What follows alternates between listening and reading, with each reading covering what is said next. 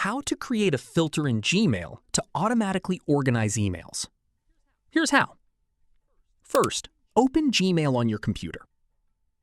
Find an email from the sender you want to organize. Open the email.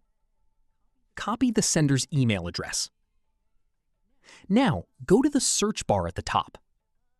Click the Show Search Options icon. In the From field, enter the email address you copied. You can also add a subject or specific words if needed. Now click Create Filter. You'll see several options. Check Apply the label. Choose an existing label. Or click New Label to create one. Give your label a name. Then click Create.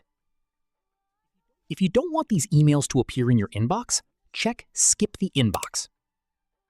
You can also check Also Apply Filter to Matching Conversations. This will apply the filter to existing matching emails. Finally, click Create Filter. That's it. Gmail will now automatically organize matching emails using your filter.